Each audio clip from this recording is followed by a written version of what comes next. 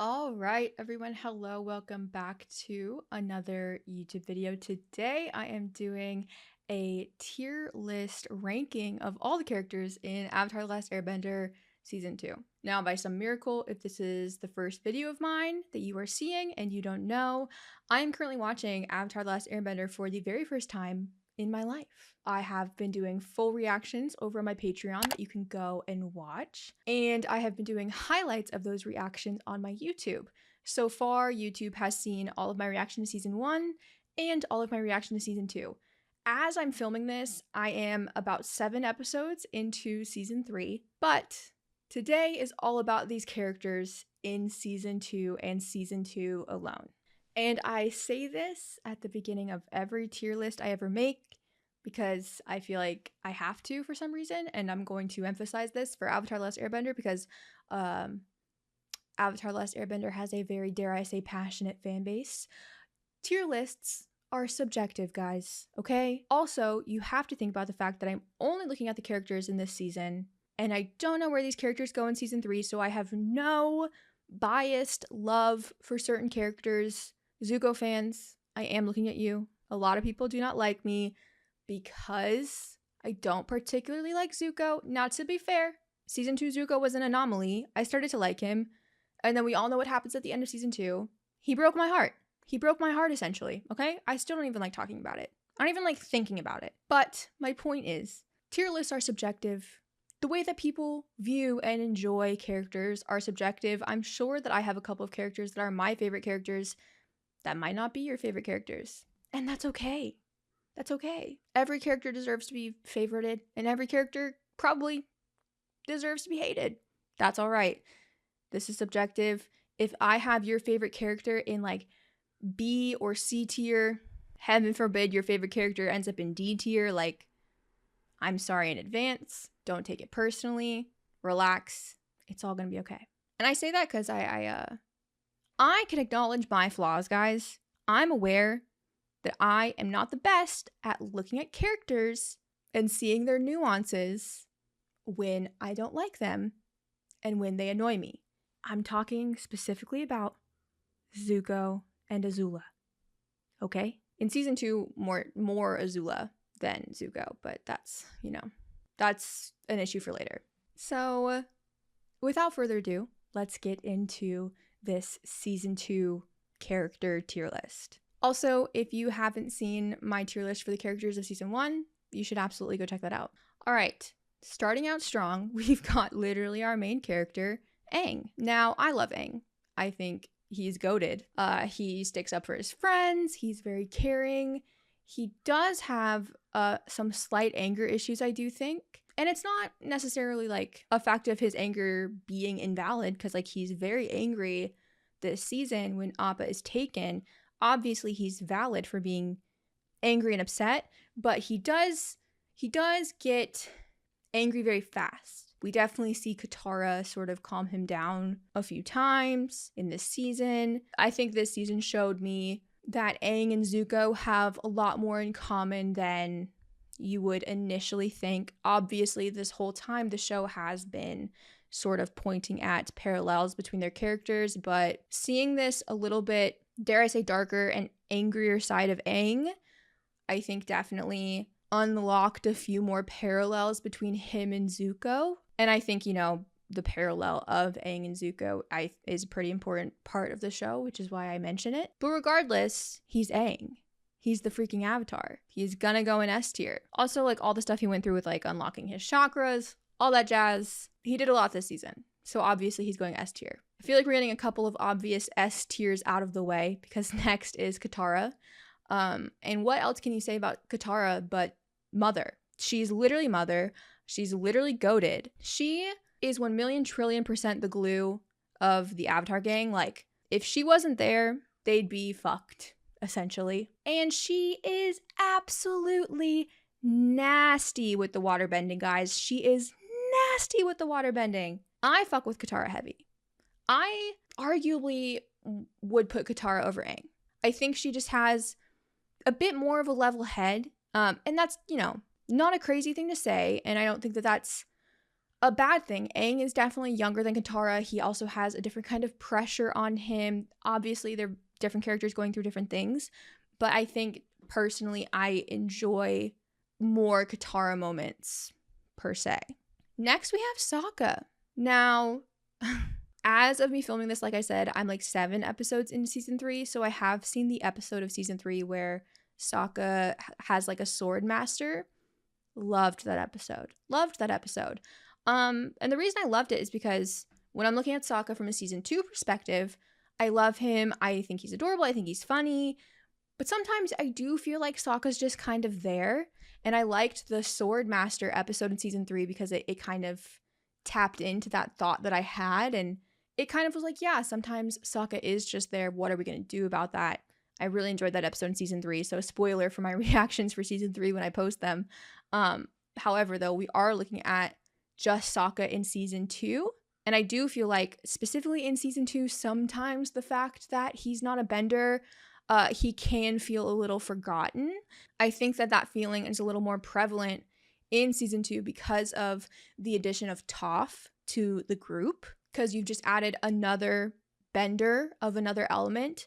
So now you've got an earthbender, a waterbender, an airbender / the Avatar, and then you have Sokka, and that's not his fault, obviously. I just felt like in this season particularly, I don't want to say he was underutilized because he was still there and he was still great, and I enjoy him when he's on screen, but it's kind of like am I thinking about him when he's not on screen? I don't know. I wouldn't necessarily say that I am, and that makes me sad to say because I love Sokka.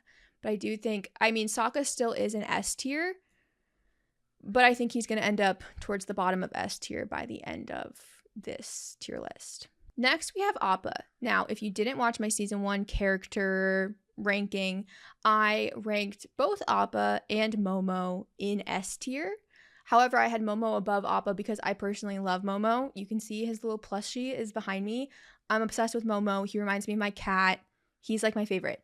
However, this season very clearly highlighted how important Appa is to the group. Not that I wasn't already aware of that. Like, Appa literally flies them around everywhere all the time. Like, he is very essential to the group. But him being missing added a deeper element to that. I realized how much irritated I actually kind of got when Appa wasn't there. So I hated when he got taken.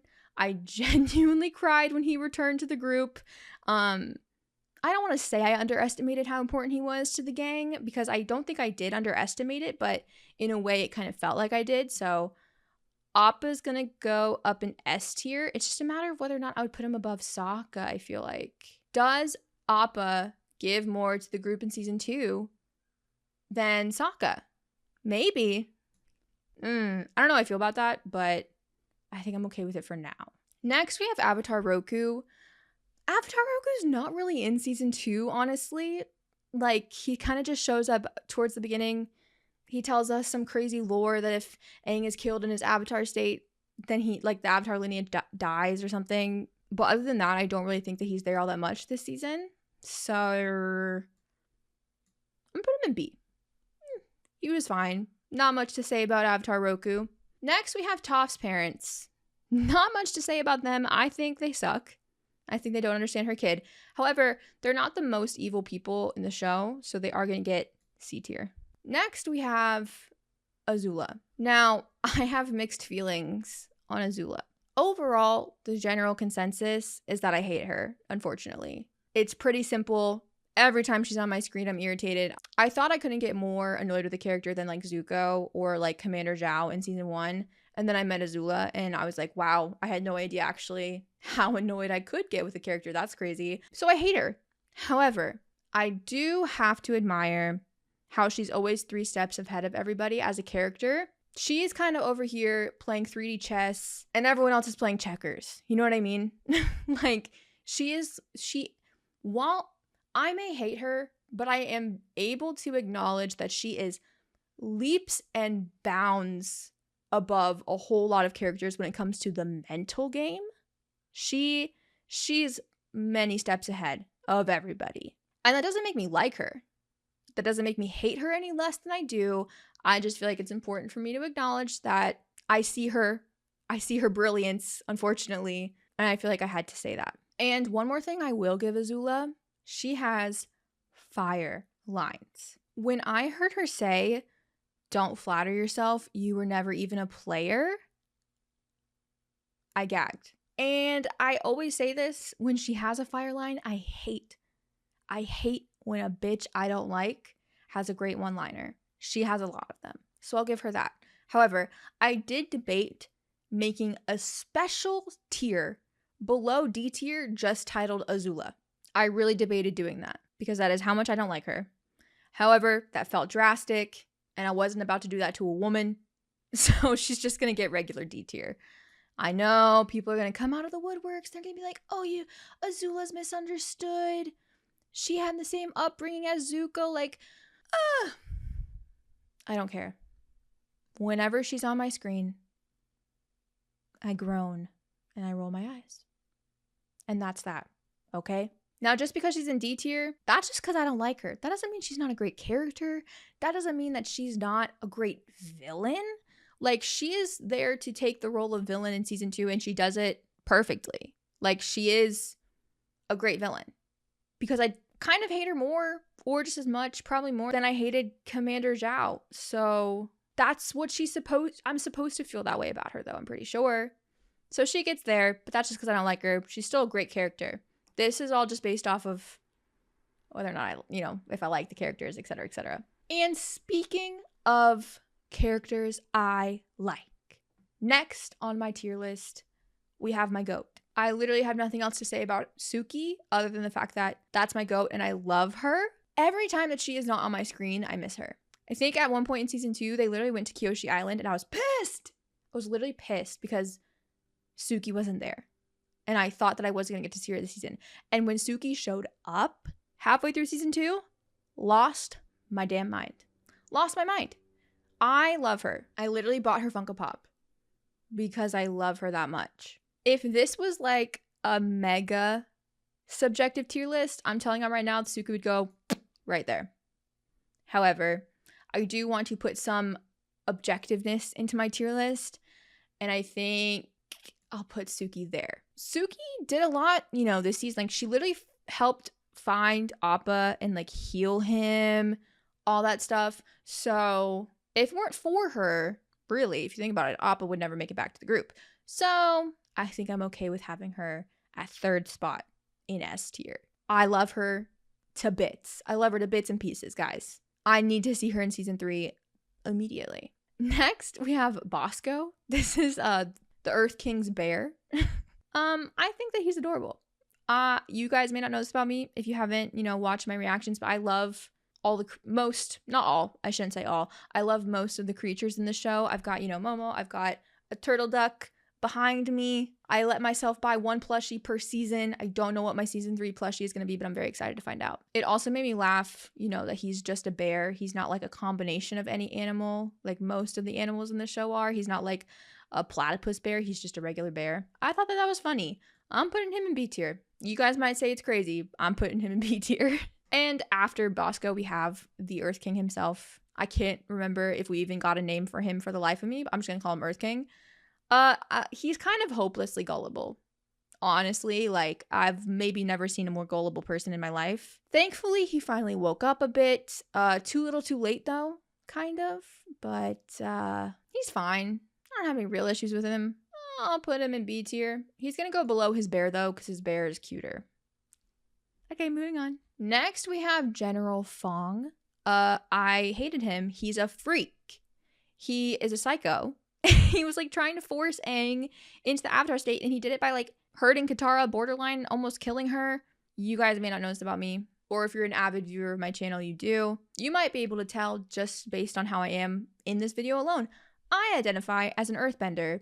People in my comment section have told me that I should identify as an earthbender because I'm very stubborn. And I agree. I take that as a compliment. I'm very headstrong and steadfast in my opinions, and it takes a lot for me to change my mind. That's why Zuko's having a rough time winning me over at this point in the show. So, I love my earthbenders in this show. I adore when there's an earthbender on my screen. So, that being said, General Fong, hashtag not my earthbender. He's going to go down in D tier. Now, he is going to go above Azula, because he was trying to help. His methods were just fucked. And still hashtag not my earthbender. Next, we have Guru Patik, I think is how you say his name. I can't remember. It's been a minute since I watched season 2, to be honest with you. It's either Patik or Pathik. I'm just going to call him Guru. Okay? He's also low-key goated, if you think about it. He helps Aang unlock all his chakras, but more importantly, he helps Appa get to Ba Sing Se. So major shout out to him. I'm going to have to put him at the top of B tier. Next, we have Hakoda. This is Katara and Sokka's dad. He seems nice, but like, I don't really know him all that well. We didn't really get a lot of him in season 2. And I mean, I can't even really give him credit for like raising Sokka and Katara because he kind of didn't. That was all Graham. So we're going to put him in B tier. I'll put him above. I'll put him right in the middle, you know? Nothing special. Not much to say about him, honestly. Next, we have the group of hippies. Now, I will say, I officially understand, you know, I guess a pretty big Avatar fan base inside joke with the Secret Tunnel song. I was gagged because I've heard that song on TikTok like way back in 2020. Like I've heard that song plenty of times in my life. Like it was a trend and people used it to like, I don't know, like tell a story or something. I don't know. I've heard it before. So I was like, oh, that's where this is from. However, other than the Secret Tunnel song, this hippie group didn't really impress me too much. Like they were funny, kind of, but also sometimes a little irritating to me. I have a very unique sense of humor. Some things I don't really find funny. They were fine. I don't really care too much about them, so I'm gonna put them in C tier.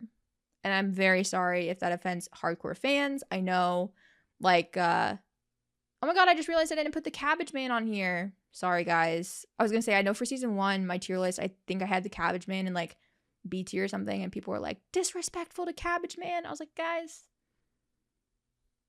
such a surface level character. I forgot to put him on this tier list. I'm sorry. Sorry to the Cabbage Man. Anyways, Hippie Gang goes in C tier. Next, we have Uncle Iroh. And once again, I do have to say, my goat. He is my favorite old man. Zuko literally does not deserve him. And I stand by that to this day. And also, Iroh is nasty with the fire bending. Specifically in this season, he literally breathes fire. And mind you, not to mention the disgusting episode. What was it? I think it's called like Tales of Ba Sing Se or something. Leaves from the Vine. I never want to hear that song again in my goddamn life.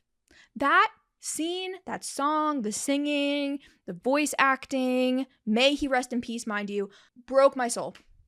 Literally broke my soul. Every time they talk about Iroh losing his son, I want to leave my room. I want to stop watching the show and I want to leave my room and go for a walk. This sentence I'm about to say is going to make people laugh because a lot of people get on me in my comments about how I have no empathy for characters I don't like, which is not true. I just may not be showing it well to you guys because I'm more irritated with the characters than I am empathetic towards them. That mainly is a critique I get about the character of Zuko. But I'm a very big empath in real life. Okay, I swear to God I am. I cry like once a day. I cry often. The smallest, saddest thing will make me cry. I feel deeply for things. I feel deeply for like inanimate objects. Like I'm a very big empath, regardless of how I may talk about certain fictional characters. So anytime Iroh or anybody talks about Iroh losing his kid, breaks me, breaks my spirit. That one episode, I'm pretty sure it's called Tales of Ba Sing Se. Oh my God, was literally a brutal watch. A brutal fucking watch, you guys. And it just made me like Iroh as a character 10 times more than I already did. I already kind of loved him in season 1. I feel like it's hard to not love him. But the more we dive into his character, God, the more I love him. You know what I mean? Like, that's my goat. What more can I say? He's going to go in S tier. And I think I'm going to put him, well, okay. Honestly, would this be crazy? I don't like Suki moving down in S tier. However, I think Iroh, for season 2, I think Iroh might be more goated than Aang at certain points in time. I think especially towards the end of season 2, Iroh does a lot of things that really helps, you know, the Avatar gang. So it's like, it's almost like Aang wouldn't be what he is or where he is at certain points in season 2 if it wasn't for a lot of Iroh's doing. So you guys can call me crazy. I'm putting Iroh up there. I think I'm okay with that. Next, we have Jet. Now look, I have lots of feelings about Jet. Lots of mixed feelings. If you don't know, if you haven't watched my reactions, just like Katara, I fell for Jet's charm in season 1. I fell like an idiot. He was charming and good looking, and I thought that that's his character, and then it turns out that he was crazy, okay? I fell for it just like Katara, so you can't fault me for it, okay? Katara and I are just girls, all right? However, I have been a strong believer since the beginning, honestly. I have been a strong believer in a Jet redemption arc. And if Zuko can get a redemption arc by the end of season 3, guess what? I think Jet can get a redemption arc too. And I do think he kind of gets one. But also, he dies. And I say that with a question mark at the end of it because it was very unclear to me whether or not he died. My comments since I've posted my reaction to the end of season 2 have thus confirmed that Jet dies, which is sad. Damn. But I do really like Jet. Oh my god, and I felt so bad for him. They literally Winter Soldier him in season 2, brainwash him, give him trigger words. Like, I felt so bad for him. You can't see it from on camera, but over here to my right, I do have a shrine to Bucky Barnes. And when I say shrine, I'm not being dramatic. It is like every Funko Pop you can think of, his red book, Thunderbolt cereal box, artwork of Bucky. Like, it's a shrine. Legit. So you can understand why I would be empathetic towards the Winter Soldier-esque vibe that Jet had this season. Okay? So you guys can get mad at me all you want. I'm putting Jet up in A tier. That's kind of my guy. Sorry. I'm going to stand by it. Okay, moving on. Actually, okay, I just realized where I'm about to put Jin, I think is her name. I do have to make a change. I am moving Guru up to A tier. I think he should have been there this whole time. And I say that because next we have Jin. She's the girl that Zuko went on a date with. She's like an Earth Kingdom girl. Random girl, right? However, I am putting her all the way up here in B tier, which is why I moved Guru up to A tier, because I think he's a little bit more important than her as a character. But she is that high in B tier because Jin and her date with Zuko was actually a very important stepping stone in my relationship with the character of Zuko. Seeing him go on a date with her really made me realize that I do care about Zuko. And I think that's part of the reason why I get so fucking angry at him and why I yell and scream at my camera in my room like a psycho when he does something that I hate. And it's why I'm really so harsh on him, because I do care about Zuko so much. It's a very complicated relationship that I have with Zuko, you guys. I don't think you guys quite understand. I really do care about Zuko, and his date with Jin made me realize that not only do I think Zuko is capable of love, but I also actively want him to find that. Whether it's a platonic love or a romantic love, I just think, Zuko is capable of love. Something that I don't think his dad is capable of. Something I don't think his sister is capable of. Sorry to my Azula stands out there. I don't really think, at least in my opinion right now, I don't really find Azula to be super capable of love.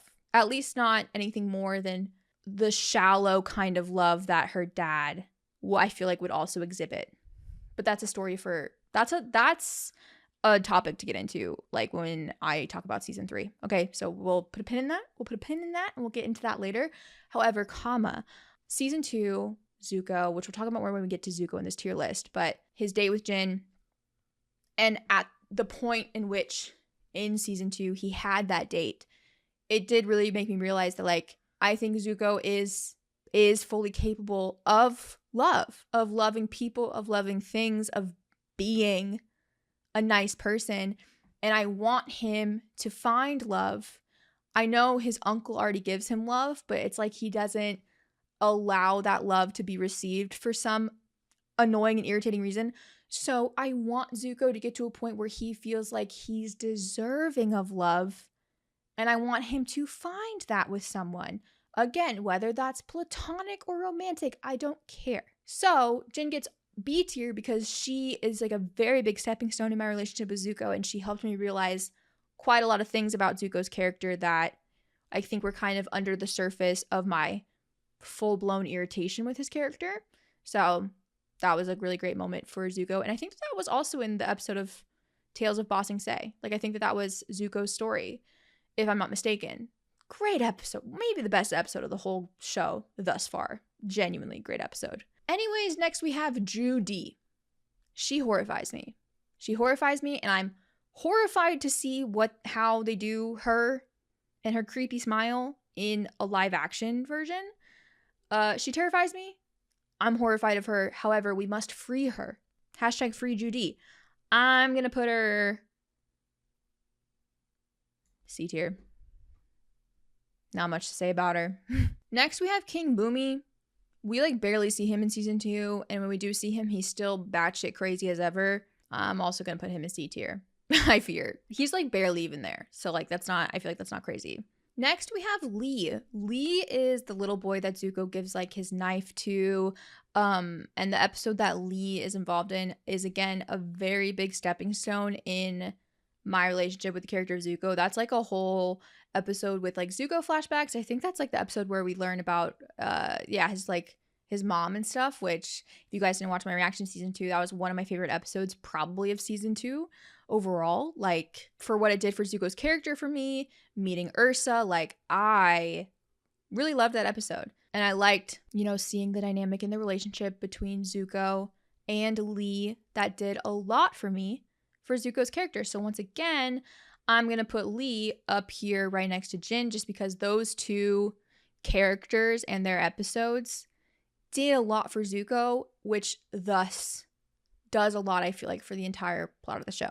So kudos to them for making me like the character that I hated with a capital H in season 1. Oh my god. Next, you guys, we have Avatar Kyoshi. I don't know if you can see behind me. My second Funko Pop that I have bought for the Avatar fandom is Avatar Kyoshi in like her Avatar form because she's blue. What can I say about Avatar Kyoshi other than mother?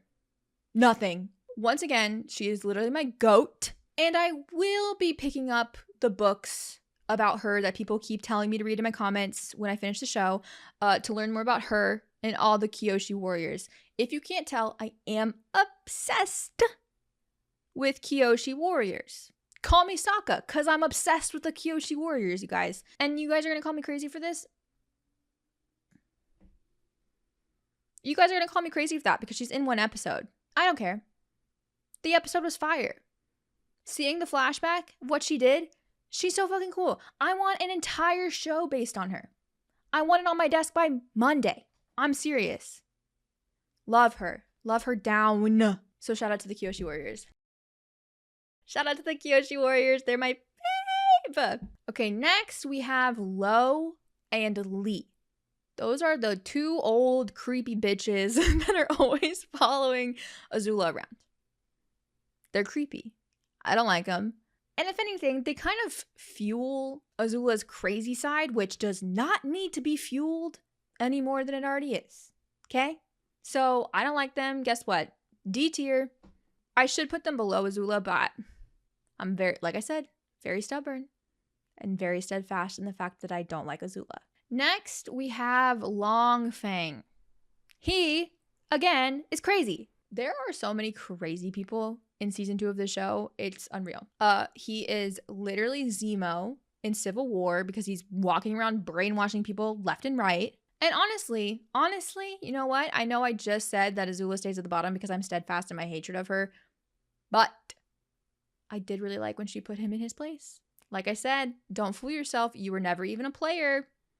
I'll put him below Azula. I'll give you guys that. Azula fans, I'll give you this one. I'll give you that. Okay? Next, we have, and God help me if I mispronounce the name of this creepy little owl, Wan Shi Tong, I think. Hated him. Creepy, scary, gave me nightmares at my old age of 25. I can't imagine if I watched this show when it aired when I was like, 10 or something? I would have had severe nightmares about this owl when his neck gets long and he's chasing them out of the library. Horrifying. Nightmare Fuel, bottom of C tier. Scared me. Just scared me bad. Next, we have Longshot. He's like one of Jet's little minions, kind of. More friends than minions, but minions is a more fun word. I liked him a lot this season. He was great. He doesn't really speak up until the very end when Jet was dying, but it was, moving, kind of, what he said and stuff, and the way that they stayed with Jet. I liked him. I liked him a lot. I'm putting him in A tier. The whole Jet storyline really did it for me in this season, guys. I don't know what to tell you. Okay, next we have May, but I'm actually going to jump down in the timeline. I'm moving her up here. I want to talk about Ty Lee first, and then I'm going to talk about May. So Ty Lee is a cutie. Ty Lee is a character that I also kind of knew about before going into the show. I know very, very little about Avatar: The Last Airbender, borderline nothing. But what I do know is that, like, obviously people love Zuko, and then he has a great character arc, because that's really all you hear about the show. And I also recognize some characters. Like, I recognized Yue from season 1 because I've seen people cosplay Yue. And when Ty Lee came on my screen, I recognized Ty Lee immediately because I've seen so many people that, like, I am mutuals with cosplay Ty Lee. I feel like she's a very common cosplay in the Avatar: The Last Airbender fan base. So I had seen her before, I had seen her character design before, but I knew nothing about her. I think she's a cutie pie, but I really cannot get over the fact that she is on the wrong side of history. I had no idea going into the show that Ty Lee was, like, a member of the Fire Nation. I literally had no idea. And looking at Ty Lee in just season 2, so I have to erase everything I know about her from my few episodes of season 3, right? In season 2, I think she's funny, but I do think she's a little ditzy. And I don't mean that as a super big insult. It's kind of just the truth.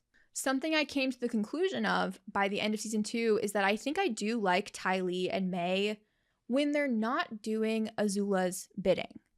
When they're not doing what Azula tells them to do, when they're not just being little, like, monkeys jumping when Azula says jump, I like them. But it's the fact that when Azula says jump, they say how high that I can't get behind, right? So while I like Ty Lee, she definitely has some things that are holding me back from putting her in a tier like A tier, right? I feel like if she was on the wrong side of history, she'd be a very easy A tier character. But, like, she literally says, like, when Azula says jump, she literally says how high because she's an acrobat or whatever. So she's going to get B tier. I'll put her towards the top of B tier because, like, I do find her character super interesting. I just think I could use a little more from her. I do think I'm going to get that in season 3 as we continue on. But since this is just season 2, Ty Lee's going to go in B tier. Next, we have May. I wanted to talk about Ty Lee first before I talk about May, because I feel like if I had to pick from the trio of May, Ty Lee, and Azula, I think May would be my favorite of the 3. I think. She's very much like a nonchalant, I don't give a fuck, like, deadpan type of character. And I do tend to like that in a character, I think. She kind of reminds me of, like, my emo phase in early high school, where, like, all I did was listen to, like, Green Day and All Time Low and Weezer, and, like, I was always trying to, like, drag my mom into Hot Topic whenever we went to the mall. So she kind of reminds me of that in myself, kind of. Plus, I do also find her pretty funny in the way that she is so deadpan, like, monotone. And I especially find her funny, again, when she's not doing Azula's bidding. So if I had to pick from the 3, I think May is my favorite. So she's going to go just above Ty Lee. Like I said, I think I like these girls. I think I like them. And I will just say, the girl representation in season 2 was off the charts. I loved the girl representation, even though I didn't like all of the girls. Loved the girl representation, right? So I think I like May and Ty Lee. I want to say I like them. It's literally just their relationship with Azula that holds me back a little bit from liking them. And even if, like, I feel like they can still be friends with Azula. I just want them to, like, maybe tell her to shut the fuck up, like, once. Slap Azula once. That's all I ask. And then I'm fine with you being friends with her. I just think Azula needs to be put in her place a little bit. Sorry. Anyways, moving on. Next, we have Master Yu and Zinfu, I think is how you say his name. I can't really remember. These two losers. They're losers. They're going after Toph. So they're weirdos. They successfully catch Toph by the end of this season. And then Toph learns to freaking metal bend. like the goat that she is, and she embarrasses the fuck out of them. They stink. Boo. I'm going to put them here. Nope, here. They're not necessarily contributing to anything Azula is doing, so I don't hate them as much as I hate these three, right? Next, we have Momo. Momo is my goat. I feel really bad that Sokka's at the bottom of S tier, so I'll just put Momo behind him just for the sake of Sokka not being at the bottom, I guess. But Momo is my goat. He's one of my favorites. Every time he's on screen, I'm like, Momo. All right, next we have Fire Lord Ozai. Okay, at this point in season 2, like, we still don't really know him. Still haven't gotten that face reveal, right? So he's just kind of like this ominous being. And we really only see him like in flashbacks for season 2, right? And in these flashbacks, we learn so much more about him than we do in season 1. We learn that he was literally, genuinely willing to kill Zuko just to surpass Iroh to be on the throne, which is crazy. That is more crazy to me than him giving Zuko his scar in season 1.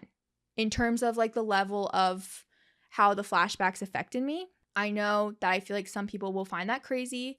I got a lot of heat in season 1 when I was like, that flashback of Zuko having to fight his dad didn't really do too much for me because I don't think that Zuko's dad being mean to him is an excuse for the way that Zuko acts as a human being, especially in season 1.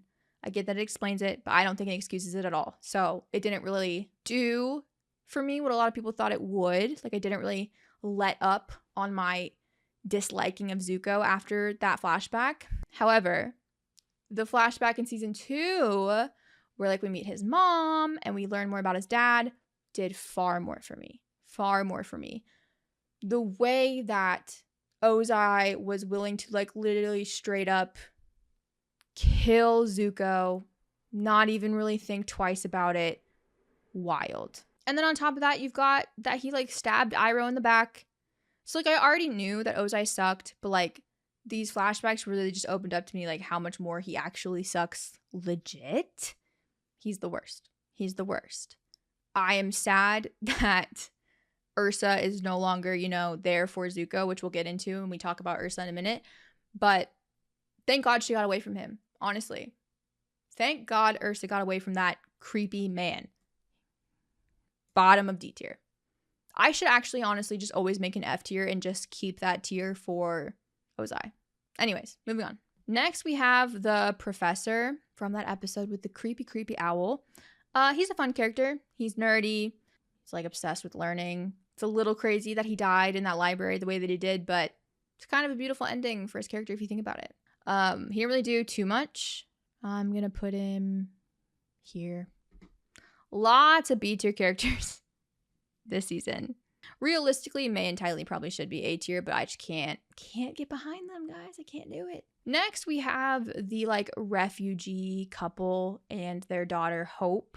They were a part of like the whole big like end game episode where like Jet and Zuko are like in a storyline together and Suki is back and they're crossing like the Serpent's Path.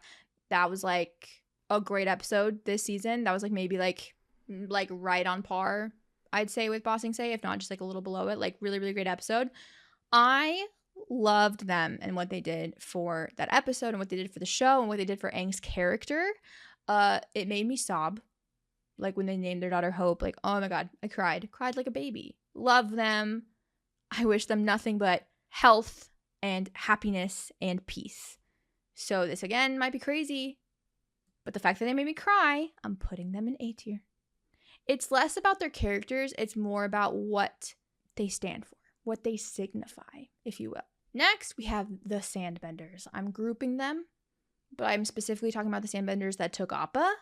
They are losers, and I hate them. They caused my least favorite part of season 2, which was Appa missing. I know that it was necessary, to the plot, to characters, etc. However, I don't care. I hated it. I hated when Appa was missing. The entire time, I was like, can we just wrap this up? I'm sick of seeing Aang upset. I'm sick of it. Honestly, Good for Azula. She's not as low as I thought she'd be in D tier. So this is great for her. It's a great day for her. Next, we have Smellerbee. And what I love about her is that she successfully like stood up to Jet when he was being like straight up crazy. Even though what Jet was being crazy about was like he was convinced Iroh and Zuko were firebenders, and he was correct. Like he wasn't wrong, but like he was acting crazy. And I like how Smellerbee like stood up to him. I think she's great. I'm also putting her in A tier. Next, we have Song. I'm pretty sure that's her name. She's the girl with like the burn on her leg. Her and I think her aunt or mom or something. They like let Iroh and Zuko stay with them. I loved the conversation that she had with Zuko. Their episode was pretty early on in season 2, so it was actually kind of the first stepping stone in season 2 overall that made me care about Zuko this season. And it put Zuko in a place that I even said this in my reaction, like I really like seeing Zuko be put in these places where he has to hear about how the war is affecting all these other people. I think that that's very important for him to hear as a character. So she is going to go up in B tier along with all the other people that were important to my relationship with Zuko this season. Next, we have the Swamp People. Not my favorite group of people to be introduced in the show. And I'm going to be honest with you guys, the Swamp was not my favorite episode. It was cool to see like Yue and like Katara kind of saw her mom a little bit. So like the episode was like fine. It had cool elements to it. Not my favorite episode of the season though. And the Swamp People were definitely not my favorite people to meet. If I'm going to be straight up with you guys, they kind of annoyed me. They kind of annoyed me a little bit. So we're going to put them here. That's where they get to go. Next, we have the Boulder. Again, kind of, not the world's biggest character. The best parts of his character were when Toph absolutely bodies him. So he's going to go down here. Next, we have the Dai Li. They're spooky. They're spooky and they're crazy. They're following Long Feng, so they're on the wrong side of history. I'm going to have to put them down here in D tier. Next, we have Toph. The, capital T, the Earthbender. That is my goat, straight up. A lot of people said that they were excited for me to watch season 2 because like they kind of guessed that I would like Toph based on my reaction to season 1. And oh my god, were they correct. Toph is absolutely one of my favorite characters of the entire show. Without a doubt. She is the world's greatest Earthbender, and don't you forget it. Her character has some interesting moments with Katara. When Toph and Katara do fight or argue or bicker or whatever, like I kind of don't really know who to side with because I kind of can understand both sides. This might be crazy.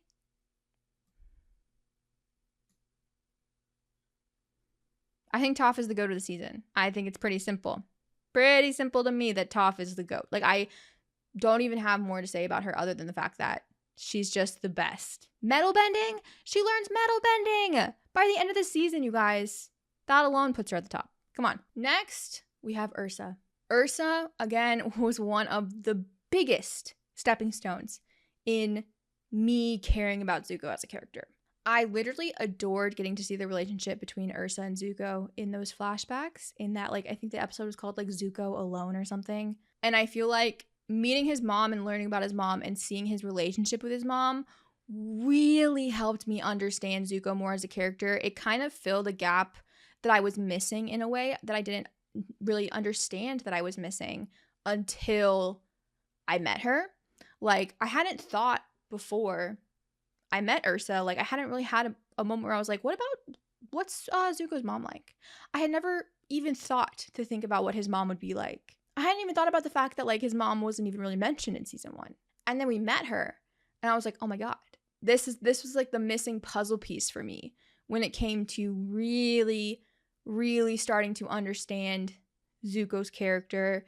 And a lot of the things that I think people were trying to explain to me in my comments from season 1, like in my reactions, people were trying to make me understand certain parts of Zuko's character that I just didn't understand yet because I hadn't gotten to that point in season 2 because it was just season 1. And to be fair, a lot of the comments could have been worded a whole lot nicer than they were. Okay. However, after I met Ursa, I was like, okay, I kind of am understanding what some people were trying to say. Ursa's relationship with Zuko was incredible. I could have watched like 5 episodes about it, and seeing the whole dynamic of his full family now. So not just a flashback with Ozai, but the flashback included Ursa, the flashback included Azula, like gave me a whole lot more to the foundation of Zuko's character. And I love Ursa. You know, I think that she, first of all, hello, gorgeous. The animators were on one when they drew her because she's literally so pretty. Ozai never deserved her. She's so kind. She's so caring. Season 2, like I said, when we were talking about Jin, it really opened up my eyes to Zuko and the fact that I feel like he is capable of love, both giving and receiving. And Ursa was a really big part of that because I saw like this time in Zuko's life where he was receiving love. And obviously I think, you know, he's been receiving love from his uncle this whole time, but he accepted the love from his mother. I don't think he really accepts the love from Uncle Iroh, probably because he doesn't feel like he deserves it. I don't know. I'm not diving into that psychology right now, but I really enjoyed seeing, you know, Zuko be a mama's boy. Like, I think that explains a lot about him. And then the fact that his mom sacrificed herself in a way for him. Like, Ozai wanted to kill Zuko, and Ursa was like ban me instead. Don't kill Zuko. If Ozai needs to feel a loss to be Fire Lord, let the loss be me. I will leave. Banish me. I don't care. She left. And she sacrificed herself. She sacrificed her life. She sacrificed her family. She sacrificed her home for Zuko, for Zuko's life. And that's why when Zuko did what he did at the end of season 2, I was so fucking pissed. I was pissed for a multitude of reasons. And one of those reasons involved Ursa. I was like, your mom sacrificed herself for you and your life, and this is what you're doing with your life to repay her for that? Anyways, loved Ursa. She is going up in A tier. Loved her. Now, exactly like my season 1 character tier list, the tier list put Zuko at the bottom by itself. I did not place Zuko last. Like, I didn't place him last in the first one, and I didn't place him last here. It just did that on its own when it randomly assorts the characters. And thank God, because I always talk the most about Zuko when it comes to talking about the characters.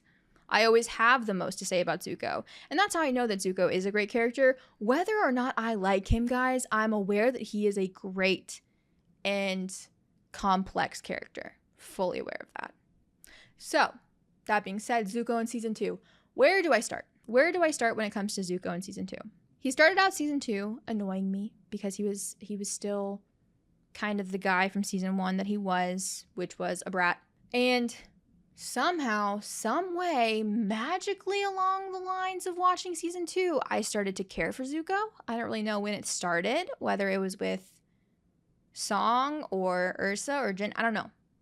At some point, though, I found myself caring about him, and I am just as shocked about it as you are. I do think the Zuko alone episode was the one that really kickstarted me caring for him as a character, or at least like fully understanding that I do care about him as a character, because I think I cared about him the whole time. It was just that my irritance with him was so overwhelming that I didn't unpack the fact that I've cared about him. You know what I mean? I hope that makes sense to people. And then, you know, Zuko and Iroh end up in Ba Sing Se. Zuko's really building his relationship with Iroh, which made me happy because I feel like he's been so awful to Iroh for so long. And then he goes on a date with that Earth Nation girl. And I was like, oh my God, Zuko is capable of love, and dare I say he deserves it. And then, oh my God, and then Zuko frees Appa. Great decision on his half. I was so proud of him.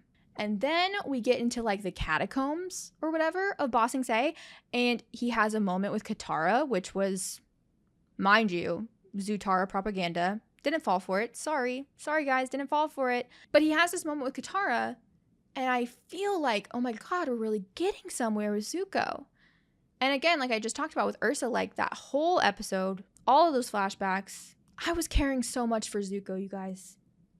And I thought that I was gonna finally see the start of this arc that everyone is telling me about.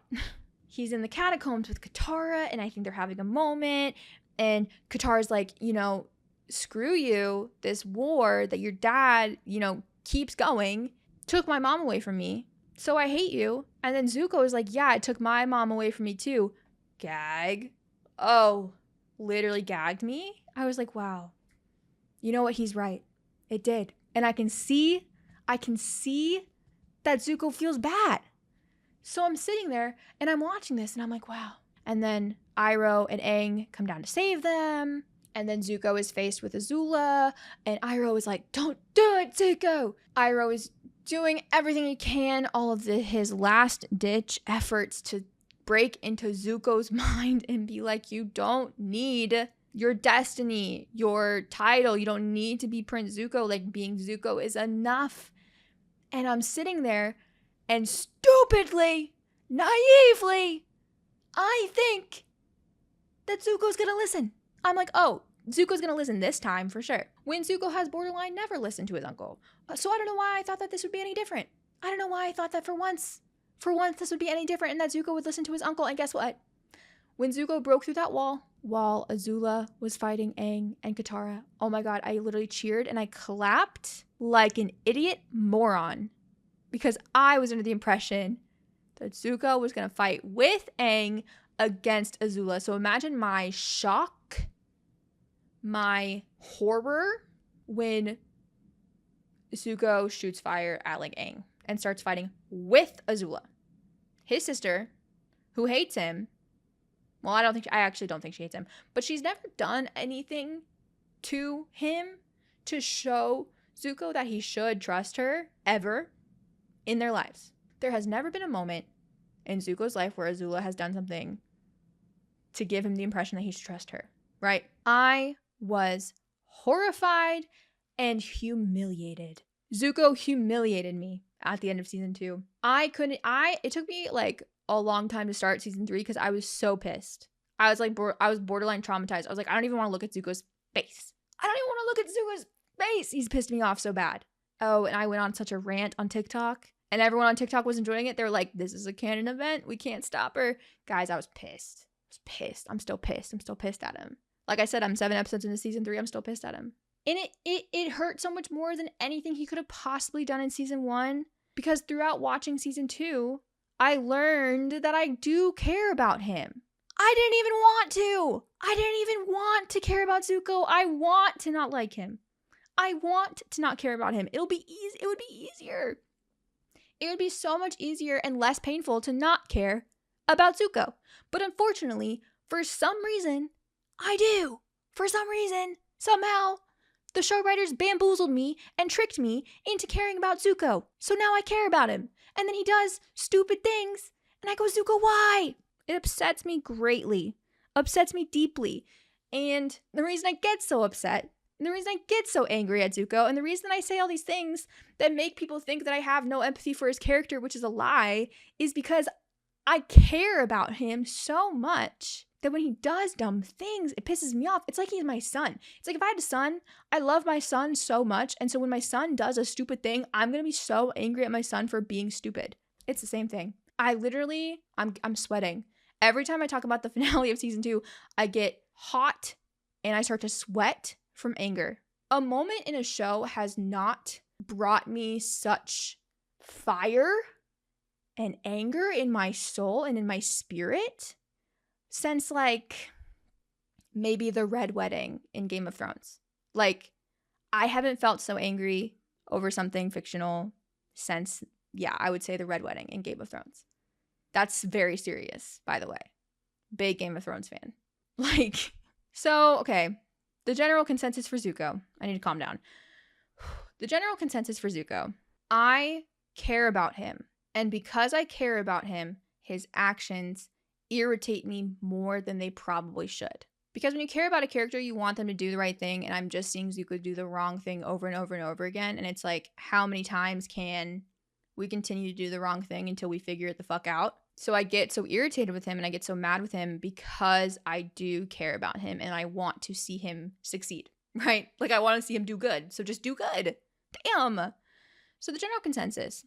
Season 2 not only made me care about Zuko, but it made me realize that I have kind of cared about Zuko the whole time. It kind of like unlocked, dare I say, chakras in my head. that like I have cared about Zuko. And then season 2, like he was getting better. He was getting better. He was making correct choices. And I was so proud of him. And then he went and fucked it up.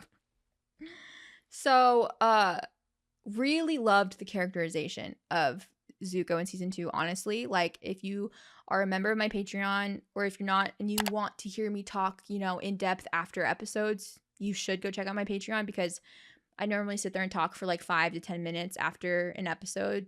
Normally, 9 times out of 10, I'm ranting about Zuko and something he did. I can see the vision, and I can see, even though I have no idea how his character arc goes in season 3, I can see why people love him so much, because even though he irritates me, I'm very much aware of how complex of a character he is. And I love the fact that he's complex. Like, I love the fact that he makes me angry.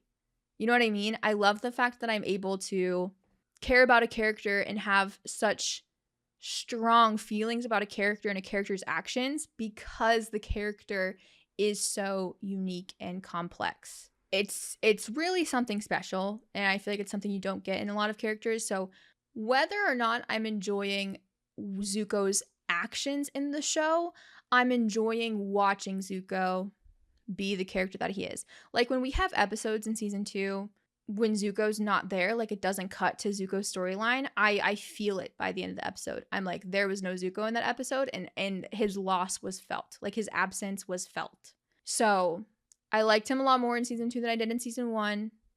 He's, I think, far more of a complex character in season 2 than he is in season 1.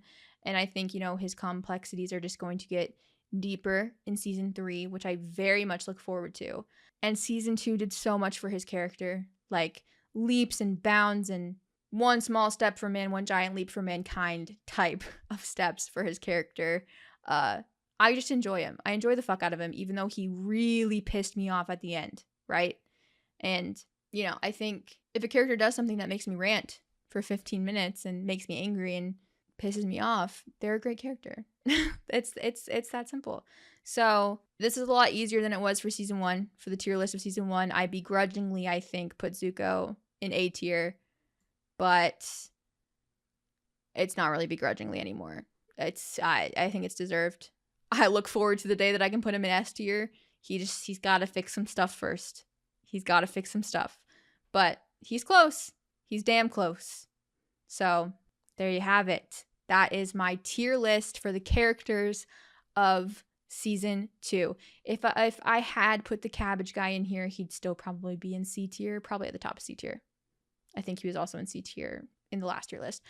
But anyways, let's go over each tier very quickly. Let's run through it. In D tier, we've got General Fong, the 2 freaks that are hunting Toph. We've got the Dai Li. We've got the 2 old ladies that are also freaks. We've got Azula. We've got the Sand People. We've got Long Fang, and we've got Ozai. Kind of every character that I'm sure when they popped up on my screen, I rolled my eyes, right? Then in C tier, we've got King Boomy. He kind of didn't really do anything this season, so whatever. We've got Judy. Creepy. Again, Nightmare Fuel. We've got the hippies. They're just kind of there. I don't really care that much about them. Same with the Swamp People. The Swamp People annoyed me far more than the hippies did, though, so that's why they're lower. We've got Toph's parents. They suck, but also, don't really do much. We've got the Boulder. Funny picture that I chose for him, by the way.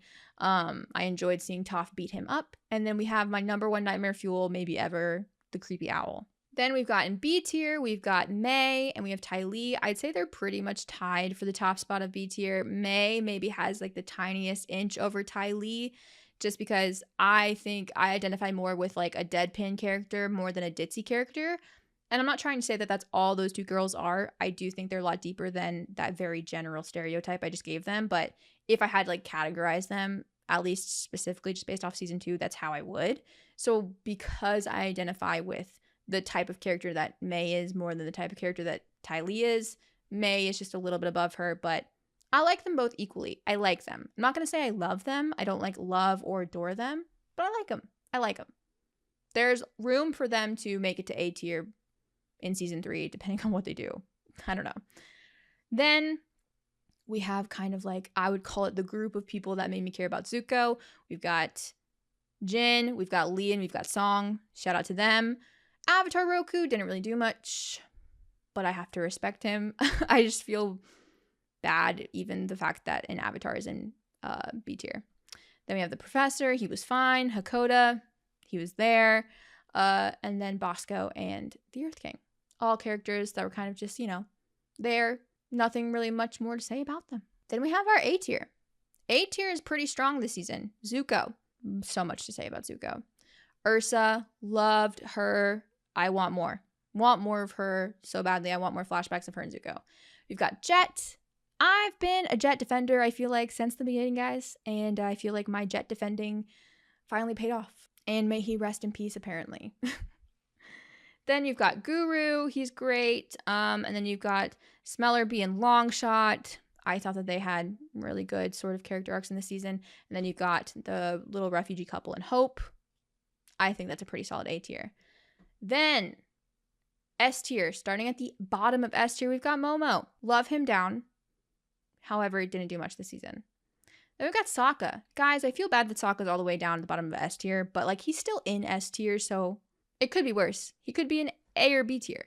Like I still have my gang in S tier, right? I just think that in the general consensus of season 2, I feel like Sokka didn't do the most, and I feel like he kind of got sidelined at times because we introduced Toph to the group. And I mean, I'm not like insulting his character. It's just how I feel. Then we've got Appa, kind of the GOAT of the group, if I'm being honest with you, but there's just other characters that I personally like and care about more.